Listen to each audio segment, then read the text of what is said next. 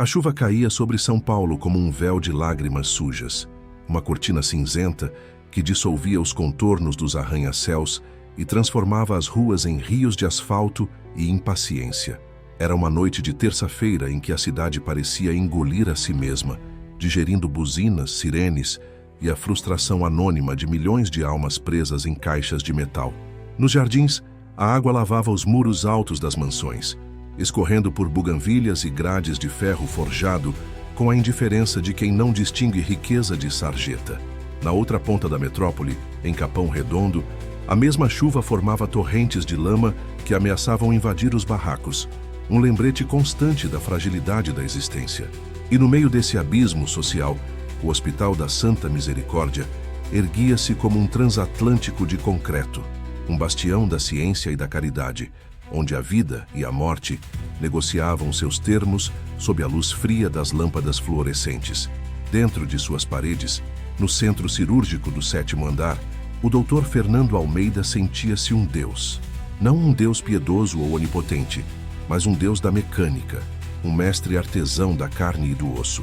Aos 42 anos, ele era o chefe da neurocirurgia, um nome sussurrado com reverência nos congressos médicos e nos jantares da alta sociedade. Suas mãos, longas e firmes, moviam-se com a precisão de um relojoeiro suíço, manobrando instrumentos que pareciam extensões de sua própria vontade. O ar na sala era estéril e frio, um vácuo preenchido apenas pelo bip constante dos monitores e pelo zumbido dos equipamentos. Para Fernando, aquele ambiente era mais reconfortante que qualquer lar. Ali, não havia ambiguidades, apenas problemas a serem resolvidos, aneurismas a serem clipados, tumores a serem extirpados. O cérebro humano, com seus bilhões de conexões e mistérios, era para ele um mapa que ele conhecia de cor. Bisturi elétrico. Sua voz soou calma, quase entediada, por trás da máscara cirúrgica. A instrumentadora, uma jovem chamada Sofia, depositou o aparelho em sua mão com um movimento ensaiado. Ele não precisava olhar para saber que estava lá. Seus olhos, de um azul surpreendentemente claro, estavam fixos no microscópio que lhe dava uma visão ampliada do delicado tecido cerebral de seu paciente. Um diplomata estrangeiro. Pressão estável, doutor, informou o anestesista do outro lado do campo cirúrgico. Saturação em 99. Fernando não respondeu. Estava em seu santuário, absorto no balé preciso de cortar, cauterizar e aspirar.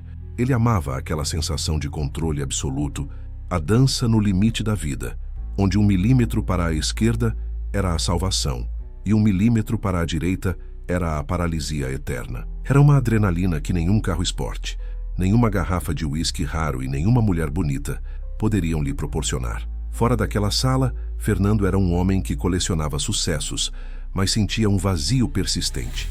Ali dentro, ele era completo. Enquanto isso, 6 andares abaixo, no escritório austero da administração, o padre Cícero revisava as planilhas de custos do hospital com a mesma concentração que Fernando dedicava ao cérebro do diplomata. Aos 65 anos, o padre era uma figura anacrônica, um pilar de rigidez em um mundo fluido. Sua batina preta, impecavelmente limpa, parecia absorver a luz do ambiente. O rosto era sulcado por rugas profundas, a pele curtida pelo tempo, e os olhos, pequenos e escuros, não revelavam nada além de uma disciplina férrea. Ele administrava o Santa Misericórdia não como um negócio, mas como uma missão divina. Cada centavo economizado em material de escritório era um centavo a mais para a ala infantil. Cada contrato renegociado com fornecedores era uma vitória contra o desperdício, que para ele era uma forma de pecado. Seu assistente, um jovem seminarista chamado Mateus, entrou na sala hesitante. Padre, o senhor Otávio Monteiro Bastos está na linha. Insiste em falar com o senhor. Padre Cícero não ergueu os olhos da planilha. O nome Monteiro Bastos era um dos maiores doadores do hospital. Um titã do setor imobiliário cujo nome estava gravado em uma placa de bronze na entrada da ala de cardiologia. Diga a ele que estou ocupado. Ele disse que é urgente, sobre a nova ala de oncologia. O padre suspirou, um som quase imperceptível. Ele pousou a caneta ao lado da régua, um gesto de ordem e finalidade. Pegou o telefone. Cícero. Sua voz era grave, sem cerimônias. Do outro lado, a voz de Otávio Monteiro Bastos Era um trovão de autoridade acostumada a ser obedecida. Padre, boa noite. Espero não incomodar. Liguei para confirmar nosso almoço amanhã. Meus arquitetos têm algumas ideias para a ala que leva o nome de minha falecida esposa. Ideias que envolvem mármore italiano. Senhor Monteiro Bastos, Cícero respondeu, o tom gélido. O mármore italiano pode esperar. Temos uma epidemia de dengue lotando nossa emergência e um surto de meningite na pediatria. A vaidade dos benfeitores não é minha prioridade esta noite. Ele olhou pela janela, para a chuva que castigava a cidade. Reze por nós. Boa noite. Ele desligou antes que Otávio pudesse responder, ignorando o olhar chocado de Mateus. Padre Cícero não se curvava a homens, apenas a Deus. E em sua visão de mundo, Deus se preocupava mais com gases e antibióticos do que com mármore. Havia uma rigidez nele, uma intransigência que muitos confundiam com arrogância, mas que vinha de um lugar muito mais profundo e sombrio. Ele conhecia o peso das escolhas, a crueldade do mundo, e se agarrava às regras, à ordem, como um náufrago se agarra a um pedaço de madeira. Ele sabia melhor do que ninguém que a caridade dos ricos muitas vezes era apenas uma forma de lavar as mãos, e ele não lhes daria essa absolvição tão facilmente. Ele conhecia os Monteiro Bastos de uma forma que ninguém no hospital poderia imaginar. Naquela mesma noite, a chuva transformou a Marginal Pinheiros num borrão de luzes vermelhas e brancas. Dentro de um Mercedes blindado, Henrique Monteiro Bastos, de 8 anos, brincava com um tablet, imune ao caos do lado de fora. Seu pai, Otávio, estava ao telefone fechando mais um negócio multimilionário. O motorista, um homem chamado Valdir, navegava pelo trânsito com a perícia de quem faz aquilo há 20 anos. Eles estavam a caminho de casa, na fortaleza de concreto e vidro que chamavam de Lar no Morumbi. A alguns quilômetros dali, em uma viela escura do Glicério, um menino de idade semelhante, talvez 9, talvez 10, ninguém sabia ao certo, puxava uma carroça improvisada, cheia de papelão molhado. Seus pés descalços chapinhavam na água suja. Ele não tinha nome, ou pelo menos não um que ele se lembrasse. Era apenas o menino, uma sombra entre as sombras, um dos muitos filhos invisíveis da cidade. Ele tinha acabado de conseguir o suficiente para comprar um pão e talvez um pouco de café para a mulher que às vezes o deixava dormir nos fundos de sua barraca. A fome era uma dor constante em seu estômago, mas a chuva era pior. O frio entrava pelos rasgos de sua camiseta e se instalava em seus ossos. Foi o som de uma freada brusca que o fez parar. Um ônibus desgovernado derrapando na pista molhada. O motorista perdeu o controle. O coletivo girou, atingindo um poste que se partiu com um estalo de madeira velha. Os cabos de alta tensão chicotearam no ar, soltando faíscas azuis que iluminaram a noite por um instante. O ônibus, sem controle, invadiu a pista contrária da avenida. O Mercedes de Otávio Monteiro Bastos não teve chance. Valdir tentou desviar, mas o impacto foi inevitável. O som de metal se contorcendo, de vidro se estilhaçando, foi brutal e definitivo. A chuva pareceu parar por um segundo, como se a própria natureza prendesse a respiração. O menino da carroça viu tudo.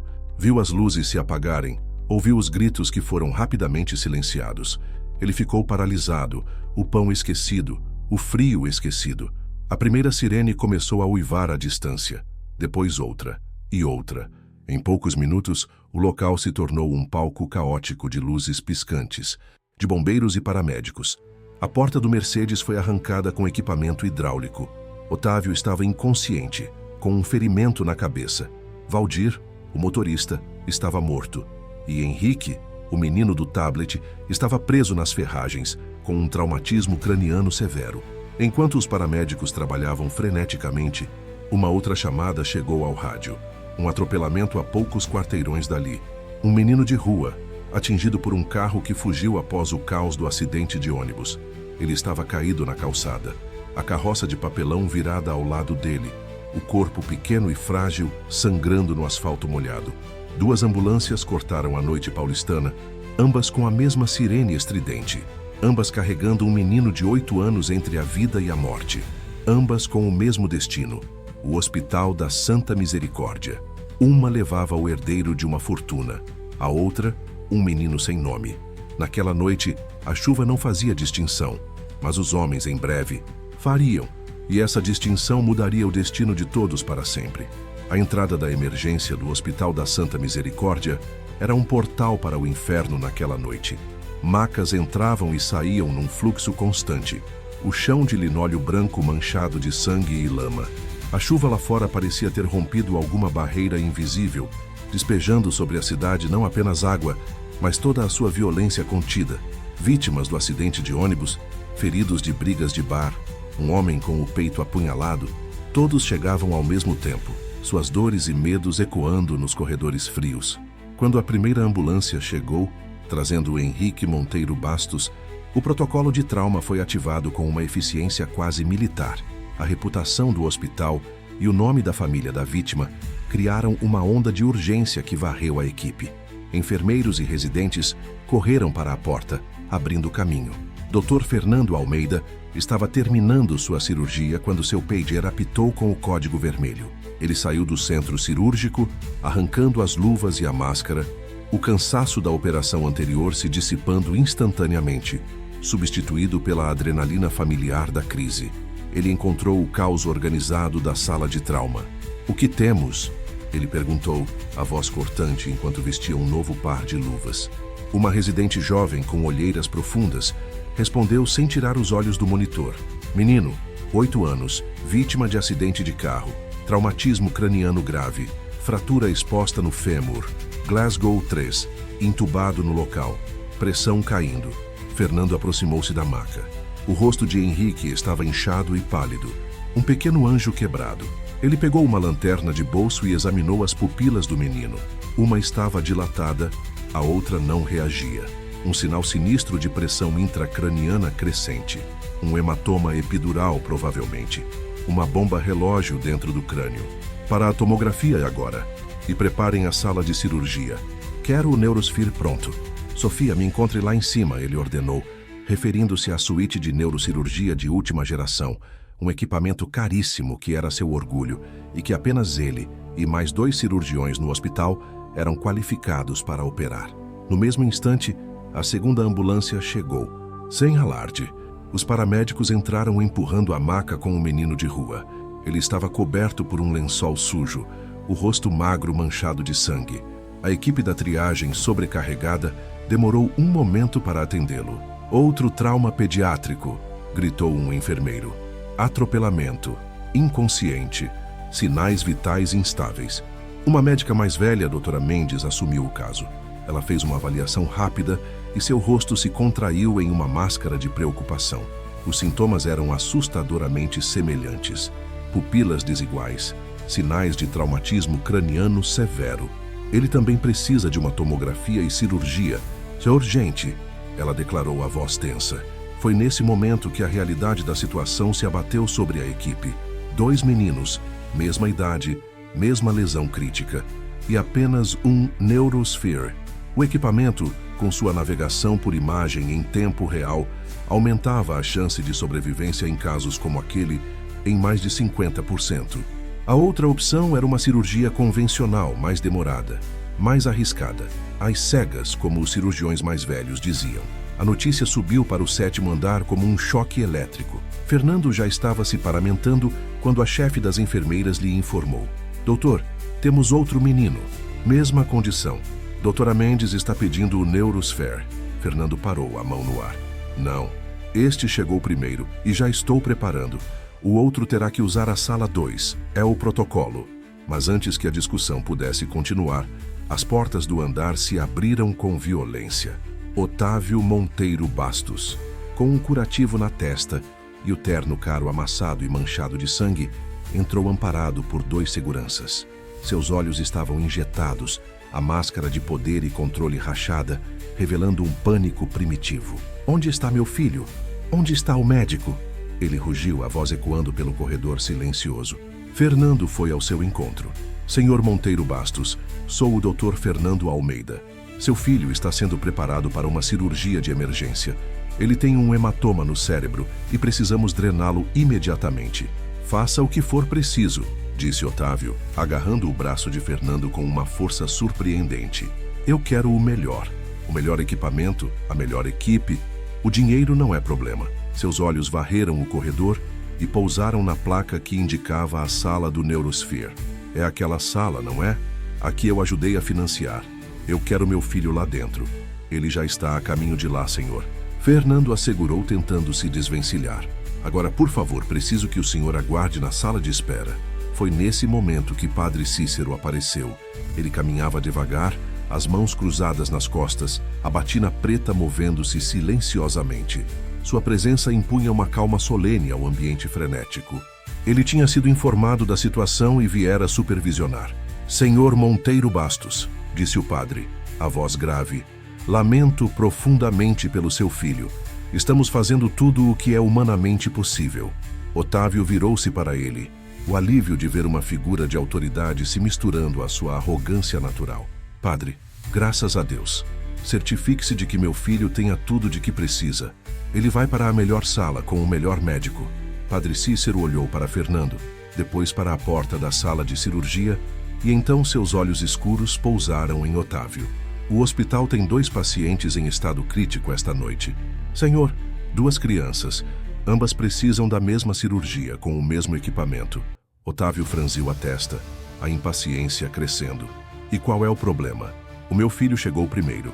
O protocolo deste hospital, que foi fundado sob os princípios da caridade cristã, é claro, continuou o padre, o tom de voz inalterado, mas com um peso de aço. Em casos de recursos limitados, a prioridade é dada ao paciente com maior chance de sobrevivência, independentemente de quem seja, ou, se as chances forem iguais, ao que chegou primeiro. Preciso do prognóstico de ambos, doutor. Fernando sentiu um calafrio.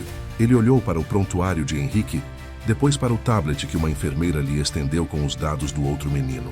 Os exames de imagem tinham acabado de chegar para ambos. A lesão era quase idêntica. A chance de sobrevivência, estatisticamente, a mesma. O menino Monteiro Bastos chegou primeiro, padre. Por uma questão de minutos, disse Fernando, sentindo o peso do olhar de Otávio em suas costas. Então o protocolo será seguido, disse Cícero, com uma finalidade que encerrava a discussão.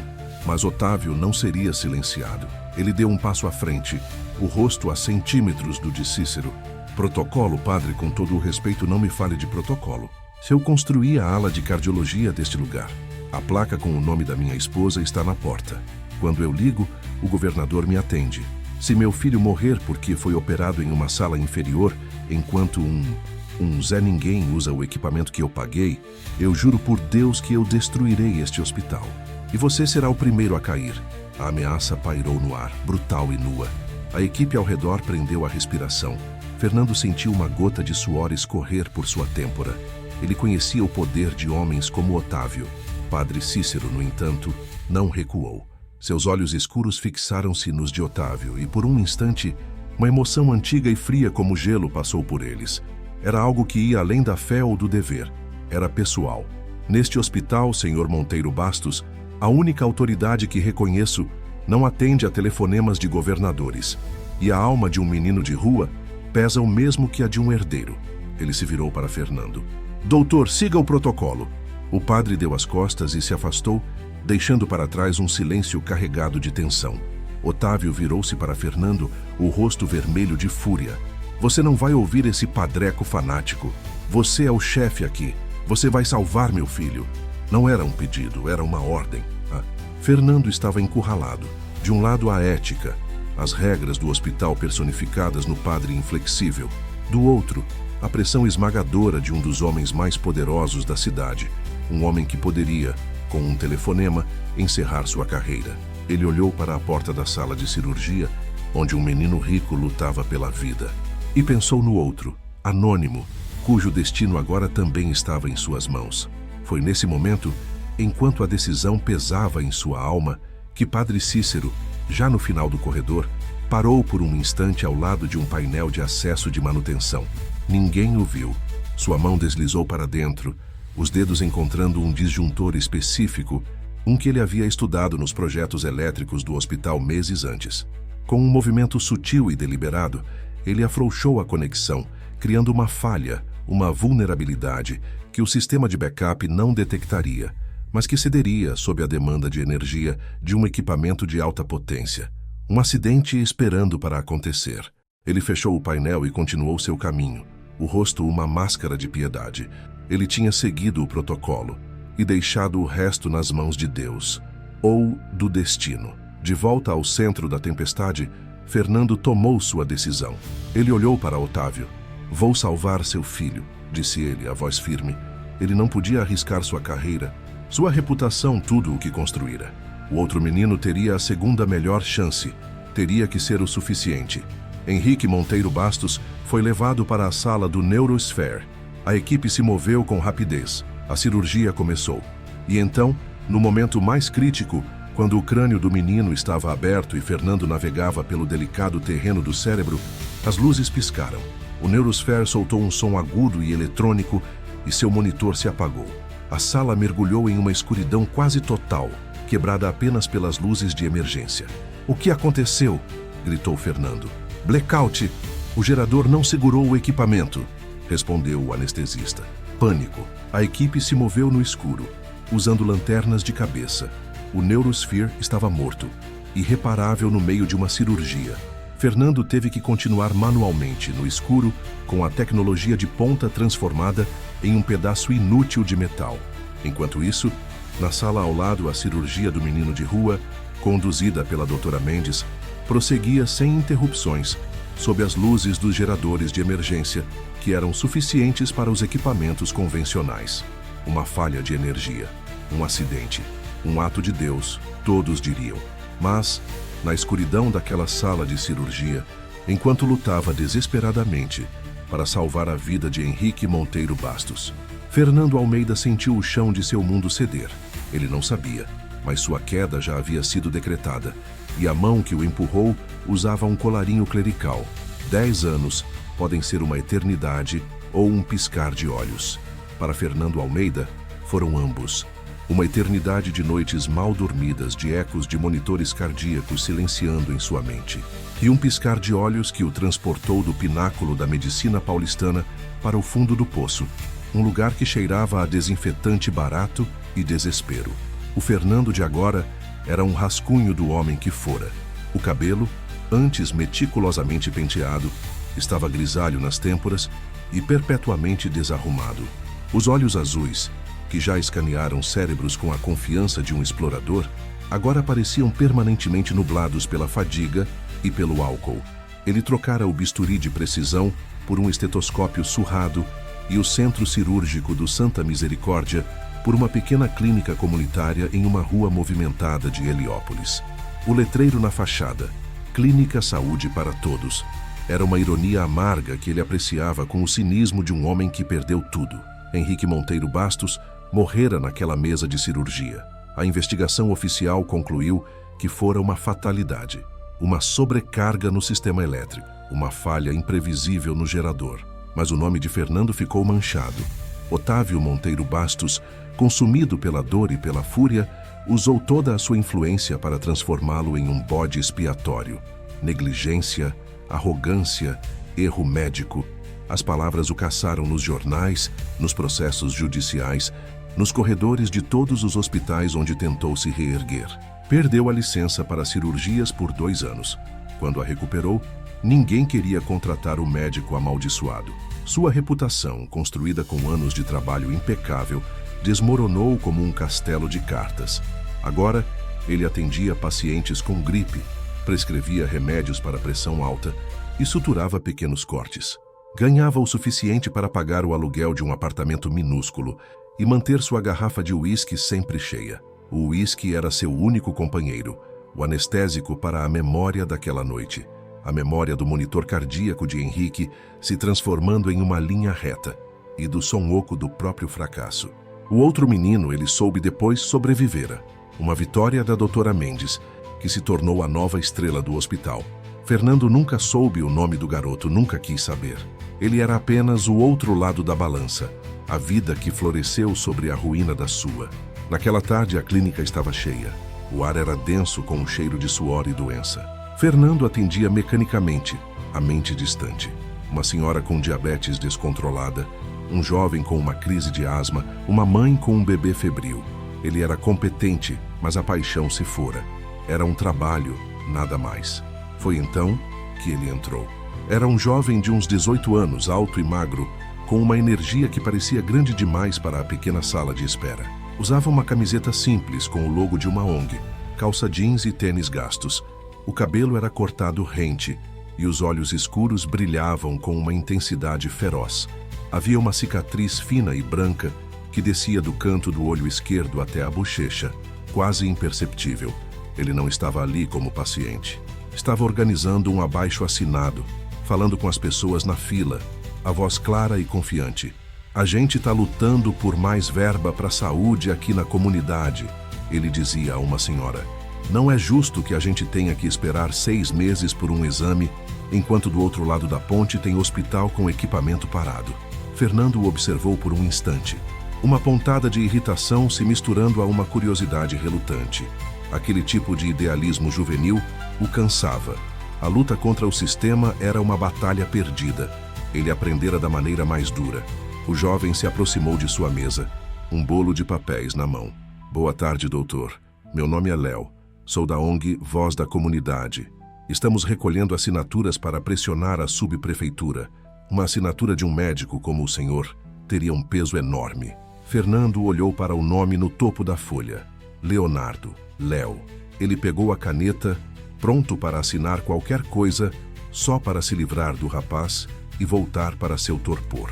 Mas ao olhar para o rosto de Léo, para a cicatriz ao lado do olho, uma imagem fantasma brilhou em sua mente.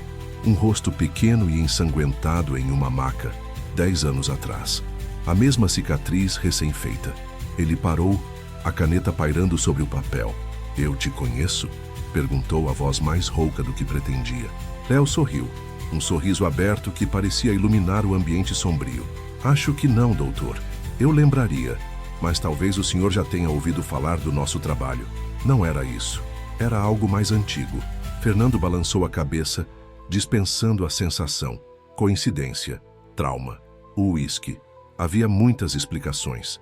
Ele assinou o papel com um rabisco ilegível e empurrou de volta para Léo. Boa sorte com sua luta, garoto, disse ele, o tom carregado de um cinismo que não passou despercebido. Léo pegou a folha, o sorriso diminuindo um pouco. Ele olhou para Fernando e seus olhos intensos pareceram ver além da fachada de indiferença. A gente não desiste, doutor. Tem gente que acha que a luta não vale a pena, que o sistema sempre vence. Mas eu tô vivo para provar o contrário. Eu não deveria estar aqui. Me disseram que eu fui um milagre.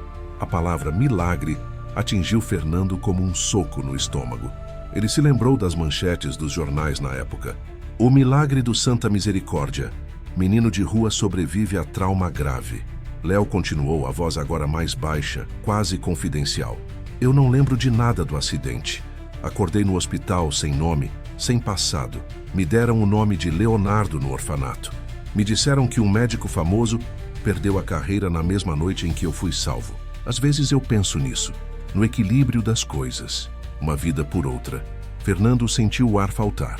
Ele olhou para a cicatriz, para os olhos do jovem, e a certeza o atingiu com a força de uma onda. Era ele, o menino, o sobrevivente, o garoto cuja vida havia custado a sua. Ele estava ali, de pé, na sua frente, vibrante de vida e propósito, enquanto ele, o grande doutor Fernando Almeida, se afogava lentamente em autopiedade. Obrigado pela assinatura, doutor, disse Léo, percebendo a mudança no rosto do médico. O senhor parece pálido. Está tudo bem? Fernando não conseguiu responder. Apenas assentiu, a garganta apertada. Léo deu de ombros e se virou, continuando a coletar suas assinaturas, sua voz ecoando novamente pela clínica, cheia de uma esperança que para Fernando parecia uma língua estrangeira. Ele observou Léo sair, a figura magra desaparecendo na luz forte da tarde. O encontro, que para o jovem fora apenas mais um passo em sua jornada, para Fernando foi um terremoto. O passado, que ele tentara enterrar sob pilhas de prontuários e garrafas vazias, acabara de entrar por sua porta e sorrir para ele. E pela primeira vez em 10 anos, Fernando sentiu algo além do torpor do álcool e da amargura do fracasso. Sentiu uma faísca de curiosidade, uma necessidade perigosa e irresistível de entender o que realmente aconteceu naquela noite chuvosa. A noite que os uniu e os separou de formas que ele mal começava a compreender. A luta de Léo não era mais apenas a luta dele. De alguma forma, agora, era a de Fernando também. A presença de Léo na clínica deixou uma marca indelével na paisagem desolada da vida de Fernando. A faísca de curiosidade que o encontro acendeu recusava-se a apagar. Pelo contrário, ardia em fogo lento, alimentada por noites de insônia e doses extras de uísque que, em vez de entorpecer, agora pareciam aguçar as memórias. Ele via o rosto do jovem ativista em todos os lugares, nos pacientes que atendia, nos estranhos que passavam na rua, no próprio reflexo no espelho do bar. A cicatriz era um mapa que o levava de volta àquela noite, à sala de cirurgia, ao momento exato em que seu mundo ruiu. A obsessão começou de forma sutil. Primeiro, foram as buscas na internet. Ele digitou ONG Voz da Comunidade e encontrou dezenas de artigos em blogs locais e jornais de bairro. Léo era uma pequena celebridade em Heliópolis. Havia fotos dele organizando mutirões de limpeza, liderando protestos em frente à subprefeitura, dando palestras em escolas. Em todas as imagens, ele irradiava a mesma energia, a mesma convicção inabalável. Havia um artigo mais longo, uma entrevista, onde ele contava sua história. O acidente, a amnésia, o orfanato, a descoberta do ativismo como uma forma de dar sentido a uma vida que começara no caos. Ele falava do Hospital da Santa Misericórdia com uma gratidão reverente, o lugar onde renascera. Fernando leu cada palavra, cada citação, sentindo uma mistura de admiração e ressentimento. O menino que ele, por omissão, condenara a uma cirurgia de segunda classe, não apenas sobrevivera, mas florescera, transformara sua tragédia em combustível, e ele, o médico que tivera todas as vantagens, transformara seu privilégio em cinzas. A ironia era tão cruel que quase o fez rir. Não era o suficiente. Ele precisava de mais. Precisava entender os detalhes, preencher as lacunas que sua memória, embotada pela culpa, havia bloqueado. Numa manhã de sábado, ele dirigiu até o bairro do Pacaembu, onde o Hospital da Santa Misericórdia se erguia, imponente e familiar. Fazia quase 8 anos que não pisava ali. O segurança na entrada era novo e não o reconheceu. Ele entrou, o coração batendo descompassado. O cheiro era o mesmo, uma mistura de antisséptico e sofrimento. As paredes, recém-pintadas de um branco asséptico, pareciam zombar de suas memórias sombrias. Ele viu a placa de bronze com o nome de Cecília Monteiro Bastos, ainda pendurada na entrada da cardiologia. Nada mudara, e tudo mudara. Seu destino era o arquivo morto, um labirinto de corredores empoeirados no subsolo. Ele sabia que não o deixariam acessar os prontuários daquela noite sem uma ordem judicial. Precisava de um aliado. Ele encontrou Clara, uma enfermeira-chefe que trabalhava no hospital há mais de 30 anos. Ela era uma das poucas que permaneceram em contato, enviando-lhe um cartão de Natal todos os anos, um pequeno gesto de lealdade que ele nunca soube como retribuir. Ele a encontrou no café do hospital, os cabelos agora completamente brancos, mas os olhos ainda tão perspicazes quanto ele se lembrava. Fernando, ela disse surpresa, mas com um sorriso genuíno. Meu Deus, o que faz aqui? Vim ver uma amiga, ele mentiu, ajeitando-se na cadeira desconfortável. Conversaram sobre banalidades por alguns minutos, o tempo passando de forma estranha entre eles, carregado de tudo o que não era dito. Finalmente ele tomou coragem.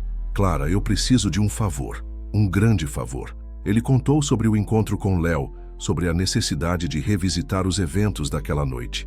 Ele não mencionou suas suspeitas, apenas seu tormento. Eu preciso ver os prontuários, o de Henrique e o do outro menino. Preciso entender o que eu poderia ter feito de diferente. Clara o ouviu em silêncio, o rosto se fechando em uma expressão de preocupação. Fernando, isso é uma má ideia. Remexer no passado não vai trazer ninguém de volta. E você sabe que não posso lhe dar acesso a isso. Eu sei, mas preciso fechar este capítulo. Clara, ele me assombra todos os dias. A vulnerabilidade em sua voz era real e ela a reconheceu. Ela suspirou, olhando ao redor para se certificar de que ninguém estava ouvindo. O blackout, ela sussurrou. Nunca fez sentido. A equipe de engenharia investigou por meses. O relatório final foi inconclusivo. Uma falha catastrófica e inexplicável. O coração de Fernando acelerou. O que mais você se lembra? Clara hesitou. Padre Cícero. Ele estava estranho naquela noite, mais rígido do que o normal. Depois do blackout, Quando todos estavam em pânico, ele foi o único que permaneceu calmo, quase sereno. Ele disse que Deus tinha feito a sua escolha.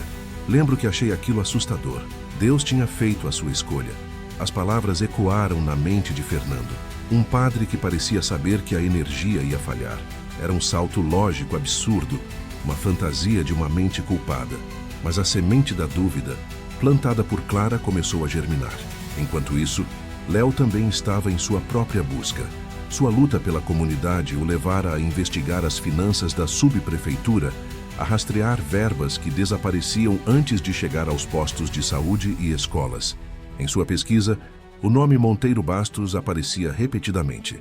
A construtora da família era a maior detentora de contratos públicos na região, muitos deles superfaturados e nunca concluídos. Ele descobriu que a família era uma das principais doadoras do Hospital da Santa Misericórdia, o mesmo lugar que salvara sua vida. A conexão o incomodou. Ele sentia uma gratidão imensa pelo hospital, mas a ideia de que seu milagre fora financiado pelo mesmo dinheiro que, em sua visão, roubava o futuro de sua comunidade, criava um conflito doloroso. Ele decidiu que precisava saber mais sobre a noite de seu acidente. Quem eram as pessoas envolvidas? Quem era o médico cuja carreira fora destruída? Sua pesquisa o levou a arquivos de jornais antigos na biblioteca pública. Ele encontrou as matérias sobre o acidente. Leu sobre a morte de Henrique Monteiro Bastos, o herdeiro de 8 anos. Viu a foto de um jovem e arrogante Dr. Fernando Almeida, apontado como o responsável. E leu sobre si mesmo, o menino anônimo, o sobrevivente milagroso. Havia um detalhe em uma das reportagens que chamou sua atenção. Uma citação de um funcionário do hospital não identificado que dizia: "Foi uma noite de decisões terríveis. O padre teve que ser muito firme para garantir que as regras fossem seguidas." O padre. Ele se lembrou vagamente de uma figura austera visitando-o no orfanato, uma ou duas vezes nos primeiros anos. Um homem de batina que o olhava com uma intensidade estranha, uma mistura de piedade e algo mais, algo que ele não conseguia nomear. O nome dele era Padre Cícero, o administrador do hospital. Léo sentiu que havia uma peça faltando no quebra-cabeça de sua própria vida. Uma peça que envolvia o médico caído em desgraça, a família poderosa e o padre inflexível. E como em suas batalhas comunitárias, ele sabia que não descansaria até encontrá-la. Os caminhos de Fernando e Léo, que haviam se cruzado por acaso, agora corriam em paralelo, ambos convergindo para o mesmo ponto cego na história. Um buscava a redenção, o outro a verdade. E sem saberem, ambos estavam prestes a descobrir que, naquela noite, redenção e verdade eram duas faces da mesma moeda, forjada no fogo de um segredo guardado por mais de uma década. A semente da dúvida plantada por Clara floresceu em uma suspeita plena na mente de Fernando. A calma do padre Cícero durante o caos, sua frase enigmática sobre a escolha de Deus. Tudo isso que antes poderia ser atribuído à fé, agora parecia sinistro. Mas suspeitas não eram provas. Ele precisava de algo concreto, um fio de lógica para puxar. Ele sabia que voltar ao hospital oficialmente era impossível. Precisava de uma rota alternativa, uma que passasse despercebida. A resposta veio de uma lembrança distante. Um velho eletricista-chefe chamado Osvaldo, um homem que conhecia as entranhas do Santa Misericórdia, melhor do que os cirurgiões, conheciam a anatomia humana. Osvaldo havia se aposentado alguns anos após o incidente. Se alguém soubesse de alguma anomalia nos registros daquela noite, seria ele. Fernando levou 2 dias para encontrá-lo. Osvaldo agora morava em uma pequena casa em Itaquaquecetuba, onde cuidava de um jardim de orquídeas com a mesma paciência que antes dedicava a painéis elétricos complexos. Ele recebeu Fernando com surpresa, os olhos enrugados se apertando em reconhecimento. "Doutor Almeida, pensei que nunca mais o veria", disse ele, limpando a terra das mãos em um pano. Fernando foi direto. Ele não tinha mais orgulho a perder. Contou sobre suas dúvidas, sobre a estranheza do blackout que, segundo o relatório, fora inexplicável. Osvaldo ouviu, o rosto se tornando sério. Ele convidou Fernando para entrar. A casa era simples, cheia de ferramentas e cheiro de café. Inexplicável para os engenheiros que vieram de fora, disse Osvaldo, servindo o café em 2 xícaras de ágata. Mas para quem conhecia aquela rede, não era tão misterioso assim. Havia uma falha de projeto no sistema de backup. um ponto cego. Apenas o gerador principal não seria suficiente para alimentar um equipamento como o Neurosphere durante uma sobrecarga. Era preciso acionar manually um segundo gerador. Um protocolo de segurança que pouca gente conhecia. Fernando sentiu um calafrio. E por que não foi acionado? Porque a sobrecarga não foi um acidente, disse Osvaldo a voz baixa. Eu vi os registros. Alguém criou um curto-circuito deliberado no painel de acesso do corredor de serviço do 7º andar. Foi sutil, feito para parecer um desgaste do tempo. Mas não era, alguém forçou o sistema a falhar. O ar pareceu ficar mais denso na pequena cozinha. Quem teria acesso e conhecimento para fazer isso? Perguntou Fernando, embora já temesse a resposta. Osvaldo deu um longo gole no café. Acesso. Qualquer funcionário de alto escalão. Conhecimento. Aí é que está. Poucos. Eu, minha equipe e uma pessoa que me surpreendeu. Meses antes do acidente, o administrador, o padre Cícero, me pediu as plantas completas da rede elétrica do hospital. Disse que era para um plano de contingência e eficiência energética. Achei estranho. Um padre interessado em diagramas de fiação. Mas ele era o chefe. Eu entreguei tudo a ele. A peça final do quebra-cabeça se encaixou com um clique devastador. A suspeita se solidificou em uma certeza terrível. Não fora um ato de Deus. Fora um ato de um homem de batina. Ao mesmo tempo, em Heliópolis, Léo estava mergulhado em sua própria investigação. A figura do padre o intrigava. Ele encontrou registros de que Padre Cícero havia deixado a administração do Santa Misericórdia um ano após o acidente e fora transferido para uma paróquia pequena e isolada em Embu-Guaçu. Uma promoção para baixo, estranha para um administrador tão respeitado.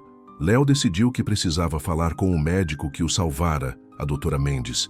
Ela agora era a chefe da neurocirurgia no Santa Misericórdia, uma lenda no hospital. Marcar uma conversa foi difícil, mas sua insistência como representante da voz da comunidade lhe abriu uma porta. Ele a encontrou em seu escritório, uma sala com vista para a cidade, decorada com diplomas e fotos de crianças sorridentes, seus pacientes recuperados. Doutora Mendes era uma mulher de 50 e poucos anos, com um ar de autoridade e compaixão. Ela se lembrava de Léo. Eu nunca esqueci você, disse ela, com um sorriso caloroso. Você foi o caso mais desafiador da minha carreira, um verdadeiro lutador. Léo agradeceu, mas foi direto ao ponto. Ele perguntou sobre a noite do acidente, sobre as decisões tomadas, sobre o blackout. Foi uma noite terrível, ela recordou, o sorriso desaparecendo. Fernando era um cirurgião brilhante, mas a pressão que o Sr. Monteiro Bastos colocou sobre ele foi desumana. E o blackout foi o prego no caixão. E o padre Cícero? Perguntou Léo. A senhora se lembra dele?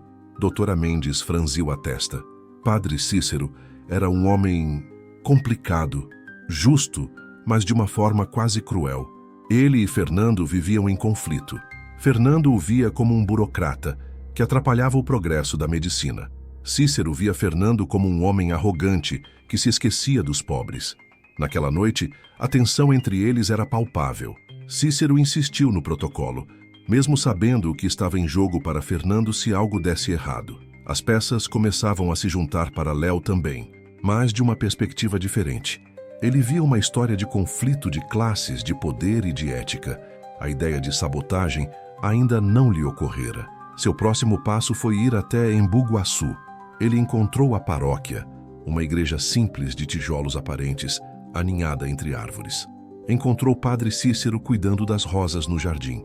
O tempo o havia envelhecido, curvado seus ombros, mas os olhos ainda eram os mesmos, escuros e penetrantes. Pois não, meu filho, disse o padre, ao ver Léo se aproximar. Padre Cícero, meu nome é Léo. Eu acho que o senhor me conheceu quando eu era criança, no Hospital da Santa Misericórdia. O padre parou de podar as rosas. Ele olhou para Léo e, por um instante, a máscara de serenidade clerical pareceu vacilar. Havia um brilho de reconhecimento e talvez algo mais... surpresa, medo. Eu me lembro de muitas crianças, disse Cícero, a voz cuidadosamente neutra. A memória de Deus é vasta. Eu sobrevivi ao acidente de 10 anos atrás. O da noite do blackout. Léo insistiu, observando a reação do padre. Padre Cícero pousou a tesoura de poda em um banco de pedra. Ele se virou para Léo, o rosto agora uma tela em branco. Foi uma noite de provações. A mão de Deus pesou sobre o hospital, mas a sua misericórdia prevaleceu na sua vida. Meu filho, você deveria ser grato por isso e seguir em frente. Era uma demissão educada, um beco sem saída, mas a forma como o padre se recusou a encontrar seus olhos, a maneira como suas mãos, antes firmes, agora tremiam levemente, disse a Léo tudo o que ele precisava saber. Havia um segredo ali, um segredo pesado. Ele não sabia que a poucos quilômetros dali, Fernando estava saindo da casa de Osvaldo, o eletricista, com a verdade queimando em sua mente. Os dois, o médico e o ativista, haviam chegado à mesma porta fechada por caminhos diferentes. E agora, ambos sabiam que a única maneira de abri-la era juntos. Fernando procurou o número da ONG Voz da Comunidade. Ele precisava falar com Léo. Precisava contar a ele que o milagre que salvara sua vida não fora obra de Deus, mas o resultado de um pecado calculado, um ato de sabotagem que destruíra um homem para salvar outro.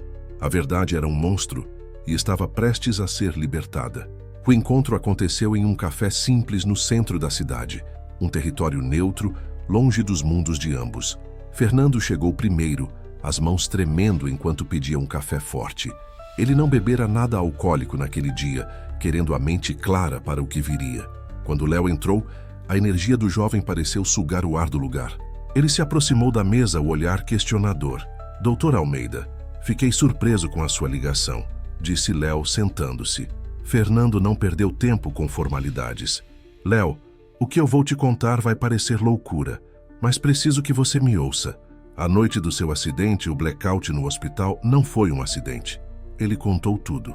A conversa com a enfermeira Clara, a revelação do eletricista Osvaldo sobre o curto-circuito deliberado, o pedido de Padre Cícero pelas plantas da rede elétrica. Ele expôs a lógica fria por trás da sabotagem.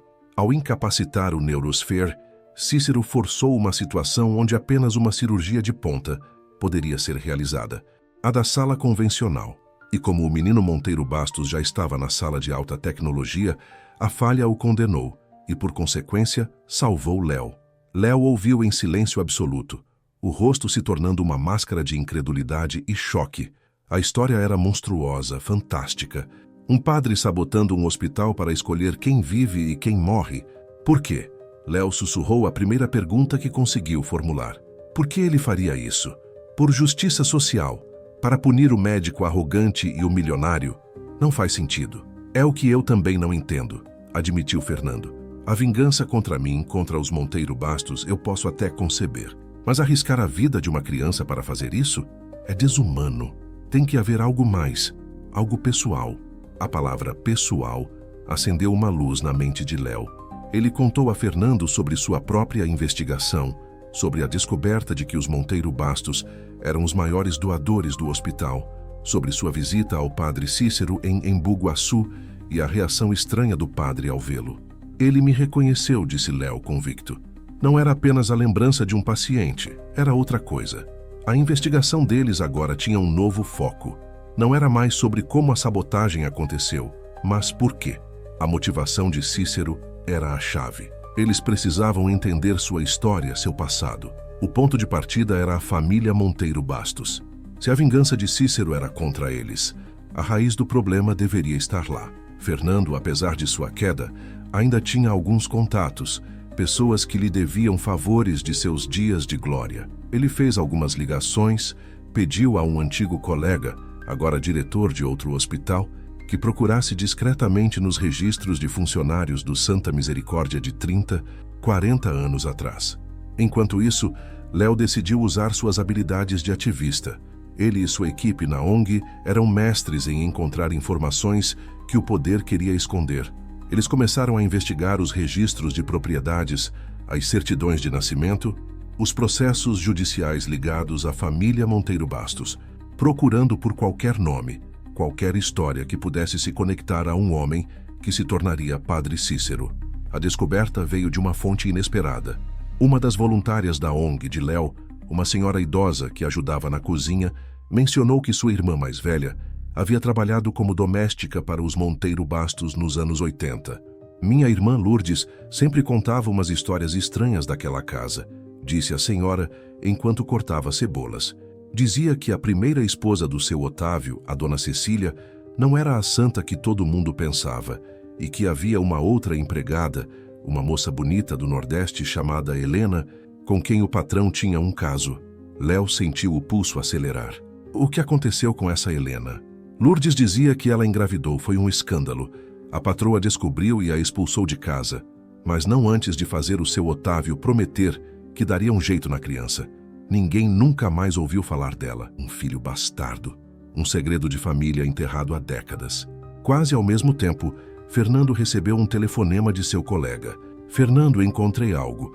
Nos registros de batismo da capela do hospital de 45 anos atrás, uma criança chamada Tiago, registrada como filho de pai desconhecido, e Helena da Silva, funcionária da limpeza. A madrinha foi uma das freiras.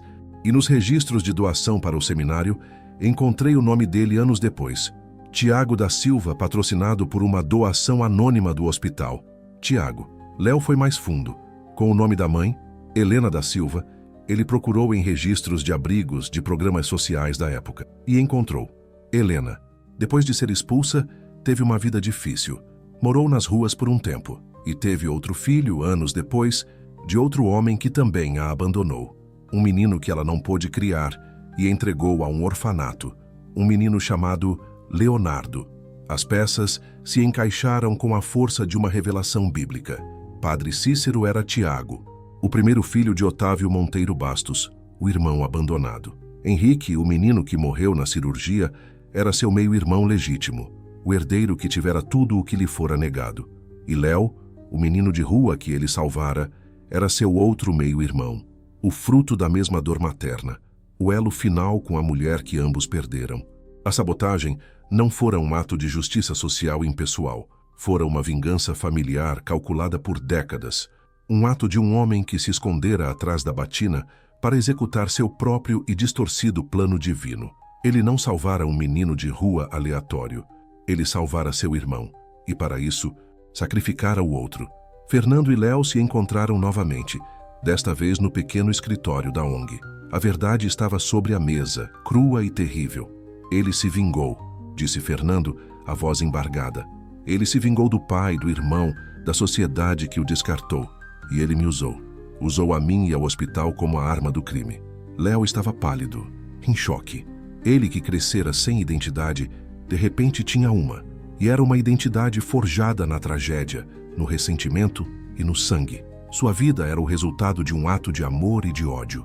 Ele olhou para Fernando, o homem cuja vida fora destruída, para que a sua pudesse continuar. O que a gente faz agora? Perguntou Léo, a voz fraca. A pergunta pairou no ar pesada e complexa.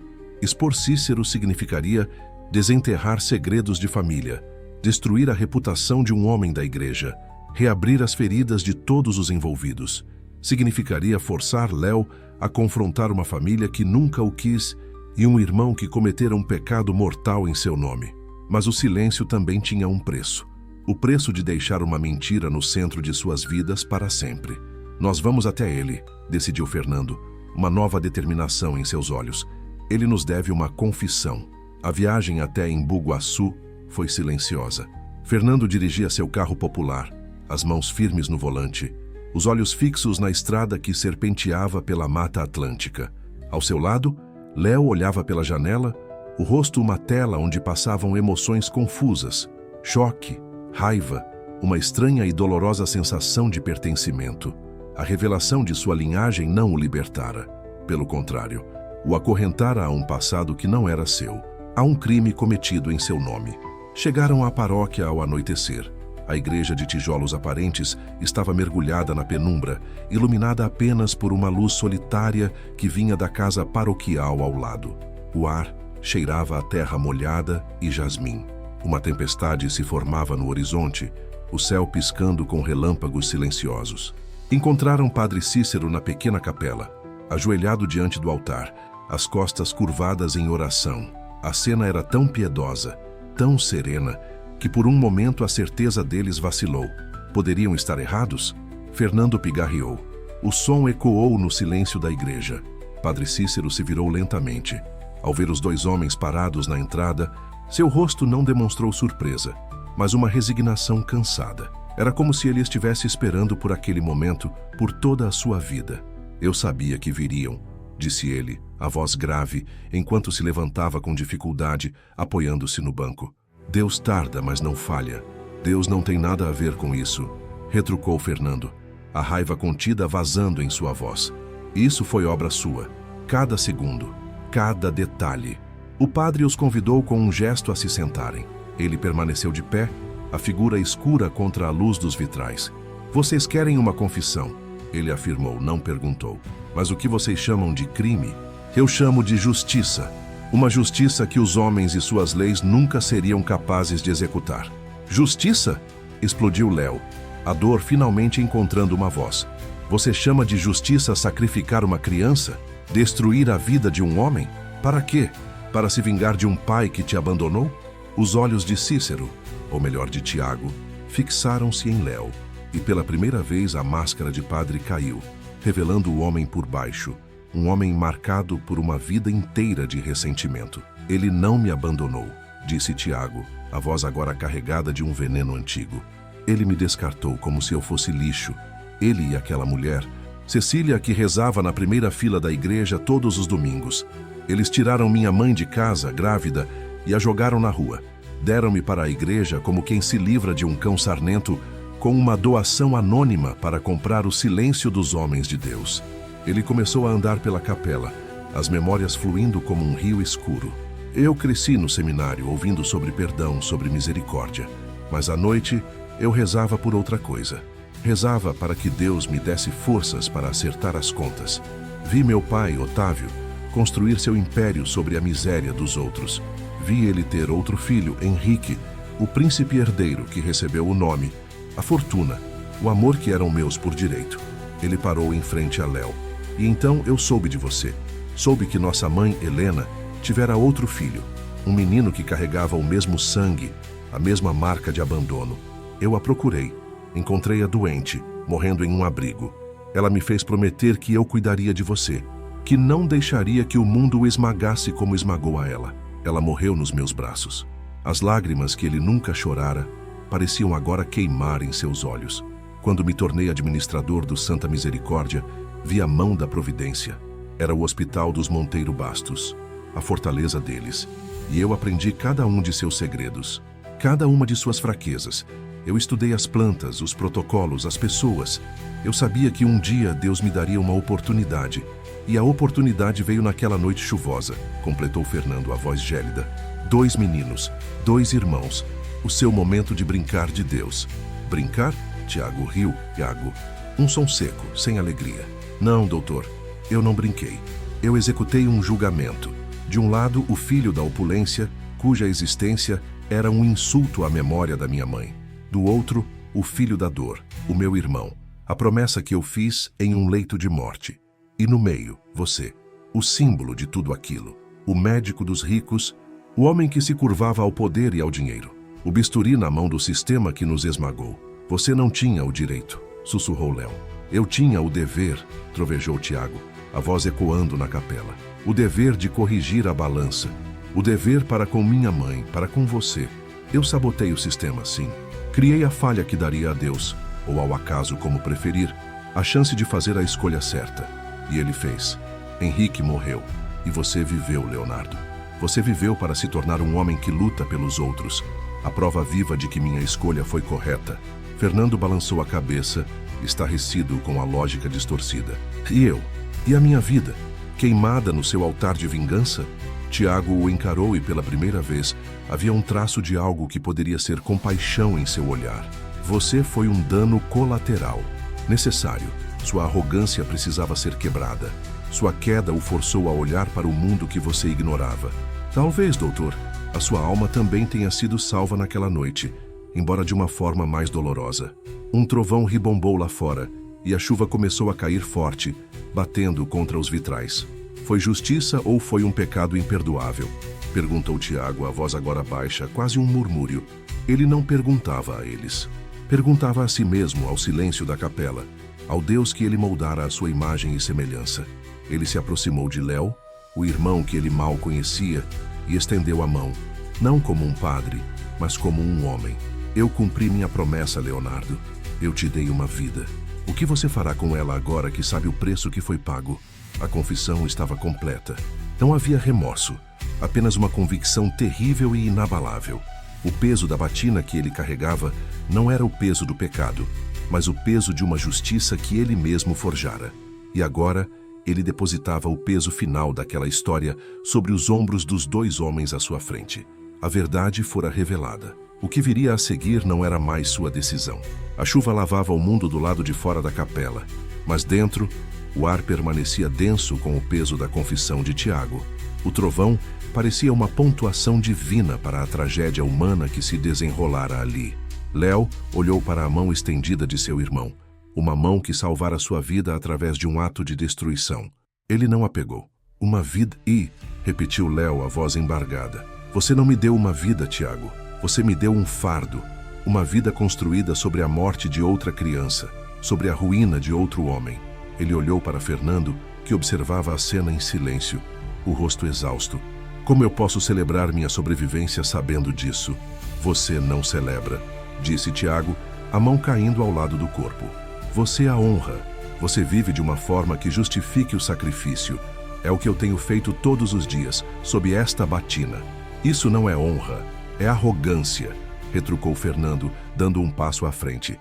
Você se colocou no lugar de Deus, julgou, sentenciou e executou. E o que você conseguiu? Um irmão que não te conhece, um pai que nunca saberá a verdade e um rastro de dor que nunca vai cicatrizar. A verdade, nas palavras de Fernando, pareceu, finalmente, atingir uma fissura na armadura de Tiago. A convicção em seus olhos vacilou, dando lugar a uma dor profunda e antiga. O menino abandonado, o homem solitário, ressurgiu por sob o manto do vingador. O que vocês querem de mim? Perguntou ele, a voz subitamente frágil. Que eu me entregue, que eu seja julgado pelas leis dos homens, as mesmas leis que protegeram Otávio Monteiro Bastos por toda a vida? Eu apodreceria na prisão, e nada mudaria. A pergunta pairou entre eles, o dilema final. A justiça legal parecia pequena, inadequada para a magnitude daquela história. Prender Tiago não traria Henrique de volta, não restauraria a carreira de Fernando, e só traria mais dor a Léo, expondo sua história para o mundo. A vingança, eles perceberam, era um ciclo que se alimentava de si mesmo, e alguém precisava ter a força para quebrá-lo. Foi Léo quem deu o primeiro passo. Ele se aproximou de Tiago, não com raiva, mas com uma tristeza profunda. Eu não quero vingança. Eu passei a minha vida lutando contra a destruição. Eu não vou começar a construir a minha identidade sobre ela agora. Ele olhou nos olhos do irmão. Sua dívida não é com a polícia, é com Deus e com sua própria consciência. Isso é uma prisão da qual você nunca vai escapar. Ele se virou para Fernando. E o senhor, doutor? Sua vida não foi destruída, foi desviada. O senhor se tornou um médico melhor, um homem melhor por causa disso. O senhor trabalha onde a ajuda é realmente necessária. O senhor salva vidas todos os dias, não por glória, mas por dever. Talvez essa seja a sua redenção. As palavras de Léo, cheias de uma maturidade forjada na dor, atingiram Fernando com a força de uma epifania. Ele olhou para suas próprias mãos, as mãos que ele amaldiçoara por 10 anos. Léo estava certo. A queda o humilhara, mas também o humanizara. Ele perdera a arrogância, mas encontrara a compaixão. A clínica em Heliópolis não era uma punição, era um propósito. A absolvição que ele buscava não estava no passado, mas no presente. Ele olhou para Tiago, o homem que fora o arquiteto de sua queda e, paradoxalmente, de sua salvação. Eu nunca vou te perdoar pelo que você fez, disse Fernando, a voz firme e clara, mas eu não vou te destruir. A minha vida daqui para frente será a minha resposta à sua pergunta. Vou provar que a esperança pode nascer até mesmo do ato mais sombrio. Eles deixaram Tiago sozinho em sua capela, ajoelhado diante do altar. Um homem para sempre aprisionado entre seu pecado e sua justiça. A tempestade lá fora começava a amainar, o céu se limpando lentamente. Os meses que se seguiram foram de uma transformação silenciosa. Fernando não abandonou a clínica em Heliópolis. Pelo contrário, ele mergulhou no trabalho com uma nova energia. Usando o pouco que lhe restava de suas economias, ele começou a expandir o lugar, a trazer novos equipamentos, a criar programas de prevenção.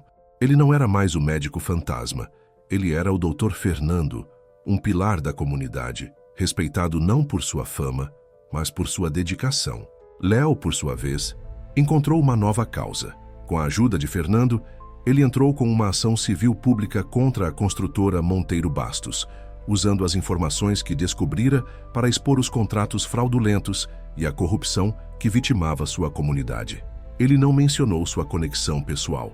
Ele não precisava. A luta pela justiça era o seu verdadeiro legado, o seu verdadeiro nome de família. Ele nunca mais procurou Tiago, nem tentou contato com Otávio. Sua família era a comunidade que ele defendia. A história deles não terminou com um clímax de prisões e manchetes, mas com o desenrolar lento e constante de vidas que escolheram a construção em vez da vingança. Um ano depois, em uma tarde ensolarada de sábado, a Clínica Saúde para Todos foi reinaugurada, agora maior e mais bem equipada. Havia uma pequena festa na rua, com música e comida. Léo estava no palco, discursando, a voz forte e cheia de esperança, falando sobre os novos programas de saúde que a ONG, em parceria com a clínica, estava lançando. Na multidão, Fernando, de jaleco branco, observava, um sorriso genuíno e tranquilo no rosto. Ele não estava mais assombrado. Ele encontrara a paz, não no esquecimento, mas na aceitação e no propósito. A alguns quilômetros dali, em uma igreja silenciosa em Embu Guaçu, um padre idoso acendia uma vela. Ele não pedia perdão, ele não pedia absolvição. Ele apenas rezava, talvez, para que as vidas que ele havia tocado com fogo pudessem, de alguma forma, encontrar a luz. O peso da batina continuava sobre seus ombros, mas agora talvez ele o carregasse não como um fardo de justiça, mas como um lembrete eterno do preço da esperança. E no coração pulsante de São Paulo, duas vidas, forjadas em uma noite de tragédia, provavam que a superação não é apagar o passado, mas construir um futuro apesar dele.